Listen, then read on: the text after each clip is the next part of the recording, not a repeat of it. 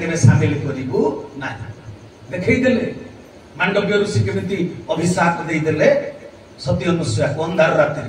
कहले ऋषि जदि चाहि थांते टिके तपस्या करी जानि पारि थांतेनी अजाणतरे गोडटा बाजिची ना जानू जानू गोइठाटे मारि देइची बोली ऋषि जानि पारि थांते किंतु कोन हला ऋषि हेइकिरी मध्य से सेतक जानिबा पई चेष्टा कले ना अहंकार वशवर्ती अभिशाप दे दे ये समस्त कथा बुझेई देला पर ठाकुर लास्ट रे कहउछन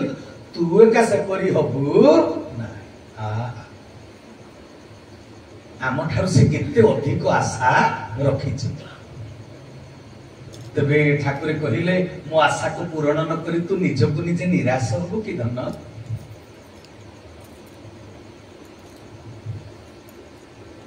माने भाबिला बेल को आकाशटा मुंड ऊपर खसी पड़ू आमे केते दूर निजको जोग्य करि सरलेनी निजको निज भाव पुणी मन रख कहीं से कहले तू साधारण जीव परी हबु नाही रे चरम कारण तू साधारण नुहे तू निगम घर रो पिला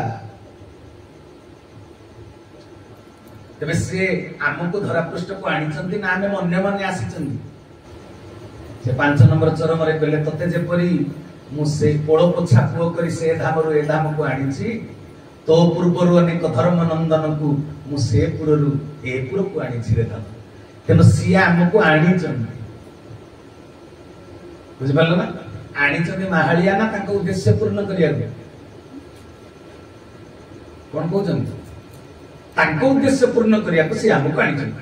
आम उद्देश्य पूर्ण करिया पई आम पो को आमे हॉस्टल रे रखिचंती गाँ रे रहिले काले टाउन रे पड़ोसी पिलांक सहित मिसिक बाळुंगामी करिवो नाइ ताको हॉस्टल रे छाडी दियो से सेटे भल रे पाठ पढिवो तबे हमर भौतिक जागतिक इच्छा आशा आकांक्षा को पूर्ण करिया पई आम पो को आमे पठैचंती हॉस्टल तबे ठाकुर हमको मर्त्य धाम को आनिचंती कोन पई ना ताको उद्देश्य पूर्ण करिया पई कथाटा सेठी रहिला ओ कथा ठाकुर आज कहले तू आउ गोटे शपथ भांगी दबु तबे आमे कोन संकल्प करी आसीचंती तांका सहित मूलरु से कोन पई खुशी हले कि चरम रे तू मर्त्य धाम को आसीचु सुनी खुशी हेली काई खुशी हले चरमर प्रथम बाणी एटा ठीक रे बुझा पड़ी छी ना जाके बुझी जंदी ना से तो निजे आनिले पुनी कोन कहला आसीचु सुनी खुशी हेली मो पुओ मते कहबो बापा सरकार 3 दिन या छुट्टी घोषणा करले रथ यात्रा पुणी ता पर दिन डे फॉलोइंग हॉलिडे तेन मु हॉस्टल रे रहिबनी मते आसी शीघ्र नहीं जा मो पुओ को जदी मु हॉस्टल रो आनी घरे छाडीली सकाळ 11टा बेल पुणी दिन 2टा बेल को कहबी कि जा तू घर को आसीजु मु तते देखि करी खुशी हेली एमिति कहबाटा ठीक हबो कि मु बाटी जे आनी थे तेन ठाकुर कहले तते मु से धाम रो ए धाम को आनी छी पुणी सी कौन कहते शुणी कर खुशी हेली मन दे शुणा बेसी समय कहनी के बाजिला 9टा तुम सत्संग केतले सर मुझे जानी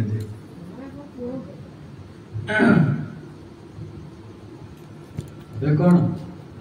खुशी हेली ए पृथ्वी पृष्ठ मर्त्य हेइथिले भी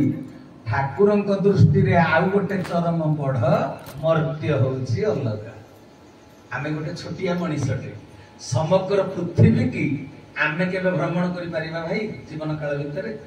जदि विश्व पक्षर सनातन धर्म प्रतिष्ठा हो आमे अमेरिका जाई धर्म प्रतिष्ठा करिबा राम भगवान धरा पृष्ठ को आसिले जे पृथ्वी रे धर्म संस्थापन हैला ना हैलानी हैला एबे कोठु को जाके जाइछन चीन जापान जाइथिले राम भारत वर्षर गोटिए जगार दंडकारण्य चित्रकूट पर्वत पंचवटी लंका कटक पुणी फेरी आसिले एठी धर्म संस्थापन हो गला तबे मर्त्य किए ठाकुर जो कहले तू मर्त्य धाम को आसीछु सुनी खुशी हेली हे मर्त्यटा को जगह मर्त्य कहले पृथ्वी बोली भाबिबनी राउरकेला भी मर्त्य ढेंकानाल भी मर्त्य तबे को मर्त्य कथा ठाकुर कहिचंती 7 संख्या चरमर कल्याण देली तते आडेई दबो कहले धन रे तू जतले मर्त्य मंडल को आसिलु मने पकानी प्रथमे बेस पचारि बुझिलु एबे तो किछि बुझुनु कि तू कोन पंडित होई गलु कि मने पकानी तू जतले मर्त्य मंडल को आसिलु प्रथमे बेस पचारि बुझिलु मर्त्य कोटा स्वर्ण क्षेत्र अवतार क्षेत्र महंगा पृथ्वीर सर्वश्रेष्ठ क्षेत्र जो निजे प्रभु धूलिर धरणी को स्पर्श कले सेटा ही मर्त्यर प्रतिनिधि समग्र पृथ्वीर प्रतिनिधित्व करुचे महंगा मर्त्य तेणु पृथ्वी पृष्ठ को आम संदेश नहीं अव्यक्तरू आसी निगम स्थल किंतु समस्ते पृथ्वी गोटाक जाक परम पिता उद्देश्य को पूर्ण करने संकल्प करी आमे संकल्पबद्ध तेणु संकल्प करी जेतेबेले संकल्प पूर्ण पाई तुम से जगार पहुंची गल मो सैनिक माने पड़े आसिले मालिक खुश उद्देश्य पूर्ण करने आम जितेबेले ऊपर कथा देकर आसछन्ती कथा रक्षा करी कान रे बाजिला मात्र आम भितर अमृत क्रिया सृष्टि है राउरकेला राउका भितर है ना कहीं आम निगम घर पिला कथा देकर आसछन्ती तेणु शुणिला मात्र आम भितर चैतन्य जागृत हो गला प्रभु आसी मो जन्म मो सी भी मर्त्य को आसी कहले तू मो भितर अच्छु मु तो भितर अच्छी यह कौन तोर अनुभव न कि तेणु आम पाखे पहुंचले खुशी है शुणिले काटू ये कथार छल जे सी काठ शुणी ना सी तो जगत कौन सी कौन अज्ञात जे किए कहीदेला गोटे कथा को ज्ञात हुई मुझे खुशी 5 नंबर चरम से कथा से कहले तो भितर मु अच्छी मो भितर तू अच्छु आ शुणवे काटू कहले जो दिन ठारू मु तोते मोर कोल पोछा गेला पुओ करी कोलरे धरिली सेही दिन ठारू मो भितर केवल चरम चरम चरम शब्द निनादित होछि बुझि पारलो गोपी माने वंशी ध्वनि सुनिले धाइले कोठी की वृंदावन कुंज प्रकृत रे गोपी माने ए राधा राधा ना जो गाउथला कि खाली वंशी सालबेग लिखिले वृंदावन वंशी के बजाइला एक राधा राधा नाम गाइला खाली राधा ना गाउथला रास पढ़ भागवत रे कहले गोपीए थिले जे जा घरे मुरली सुभिला सो सुरे समस्ते सुनिले निज निज ना रे मुरली डाकुछ तमाने परमात्मा डाकुछंती आत्मा बंशी डाकुनी गोपी मान को परमात्मा आह्वान करुछंती आत्मा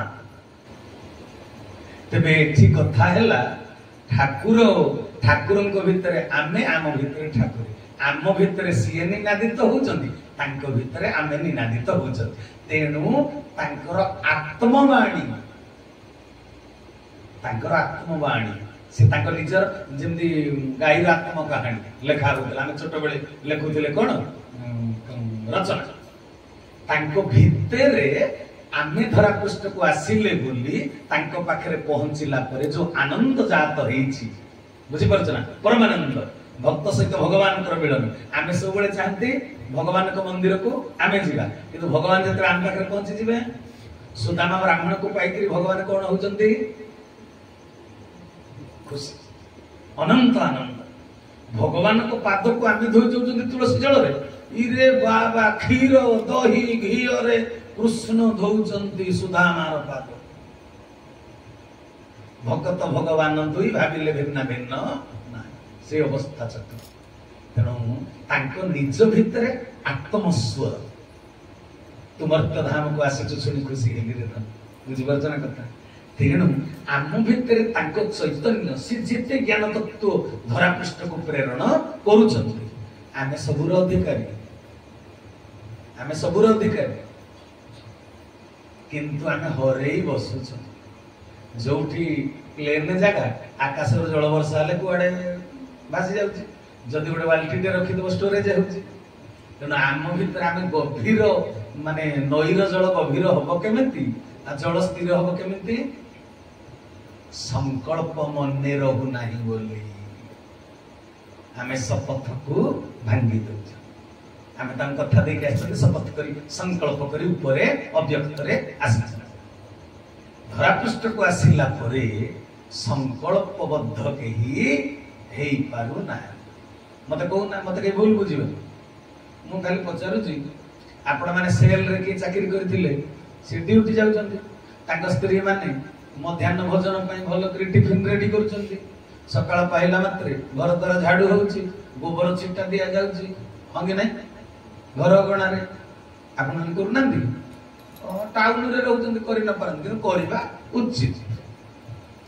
ତ ଦୈନନ୍ଦିନ ଆମର ଗୁଡାଏ କାମ ଅଛି। କିଏ ଡ୍ୟୁଟି ଯାଉଛି, ତା ସାର୍ଟ ପ୍ୟାଣ୍ଟ ସେ ଆଇରନ୍ କରୁଛି, ବହୁତ କଥାକୁ ଆମେ ମନ ଦଉଛୁ। ଦୈନନ୍ଦିନ ଚଳଣି ଆମର ଭଲ କରି ଯଦି ଡ୍ରେସଟା ନ ପିନ୍ଧିଥିବା, ମୋ ଦରମା ଅନୁସାରେ ଲୋକ ମତେ କହିବେ କଣ, ଏଟା କହିବେ ଗୋଟେ ଛୋଟ ଲୋକଟା, ତେଣୁ ମୋର ସମାଜରେ ଗୋଟେ ଖାତିର ଅଛି। ଏମିତି ବହୁତ ପ୍ରକାର କଥା ଆମ ମନ ଭିତରେ ସବୁବେଳେ ଆଲୋଡ଼ନ ସୃଷ୍ଟି କରୁଛି। ସେଇ ଅନୁସାରେ ଆମେ କର୍ମପନ୍ଥା ଗ୍ରହଣ କରୁ। ମନେ ରଖିଥିଲୁ, ସ୍ତ୍ରୀ କହି ଯେ ଡ୍ୟୁଟିରୁ ଫେରିଲା ବେଳକୁ ଏକା କ୍ୟାପ୍ସିକମ୍ ଆଣିଥିବ, ହଁ ସ୍ୱାମୀର ମନେ ରହୁଛି। କ୍ୟାପ୍ସିକମ୍ ନ ନେଲେ ତା ମା ମତେ ଗାଳି ଦବ। ସ୍ୱାମୀ ବି ଫୋନ କରୁଛି, ହ୍ୟାଲୋ ଝିଅ ଆସିବ ବୋଲି କହିଥିଲା ଯେ ଟ୍ରେନରୁ ଓହ୍ଲାଇବ, ତା ହଷ୍ଟେଲରୁ ଆସିବ, ମନେ ରଖିଛ କି ନାଇଁ? ଯାଇକରି ତାକୁ ନେଇ ଆସିବ, ମୁଁ ତ ଡ୍ୟୁଟିରେ ଅଛି। ସବୁ କଥା। ବାପାଙ୍କୁ ଡାଇବେଟିସ ବଟିକାଟା ଦେଇଦବ,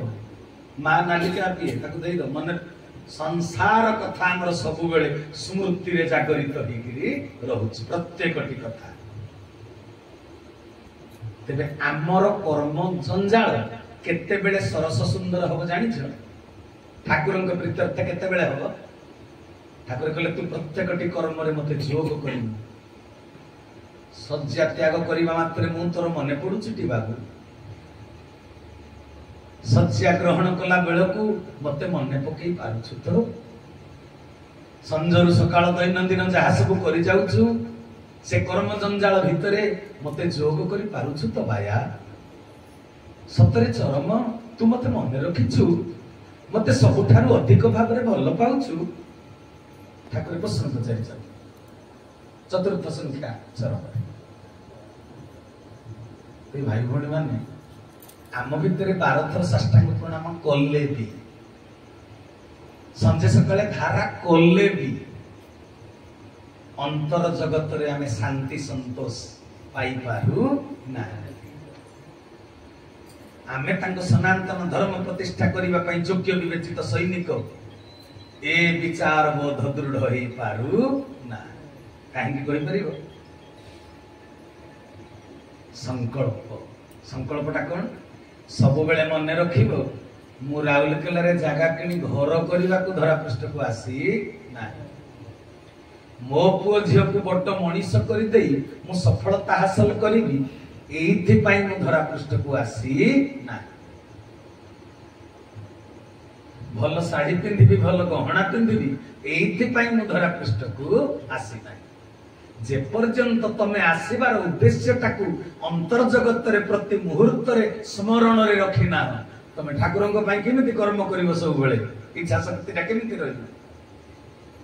ଆମର ସ୍ମରଣରେ ରହିବା ଦରକାର। ଖାଇବା ପିନ୍ଧିବା ପାଇଁ ଆମେ ଚାକିରି ବାକିରି କରି ରୋଜଗାର କରୁଥିଲେ ମଧ୍ୟ ଆମର ଉଦ୍ଦେଶ୍ୟ ହଉଛି ସନାତନ ଧର୍ମ ପ୍ରତିଷ୍ଠା।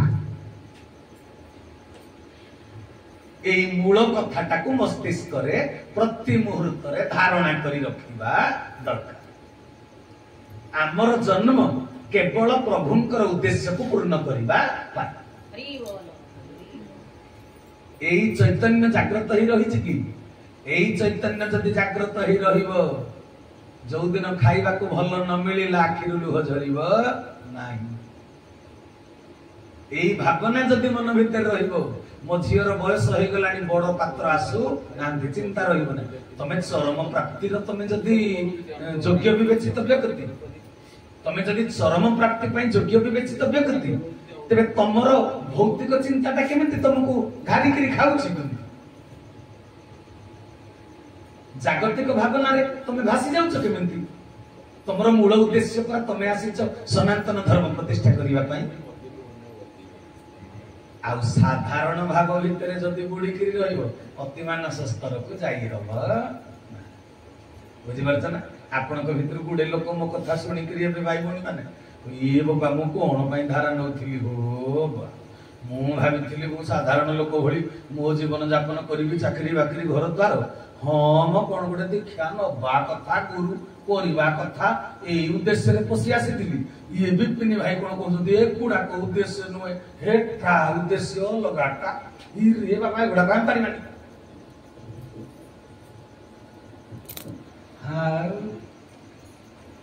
साधारण भावर लोक मैंने पशि आसती जमी कन कन हो पशि आसीथे सेमती छन छन हो बाहर पड़े बहुत लोग सेमती संसार रे अच्छा भाई भौणी मान कहवा मोर उद्देश्य आमे जदि काली पर्यंत भी उद्देश्य को स्मरण रे रखी नथिले आज ठारू धारणा करने को पड़े जे आमे साधारण कहीं नुहंती आम द्वारा गोटे असाधारण कार्य हम बोली ठाकुर आमको धरा पृष्ठ को आनी इतिहास रे ना लिपिबद्ध करवा एते सहज कथा नुहे पुराण पृष्ठ रे मंडित होगा एते सहज कथा नुहे।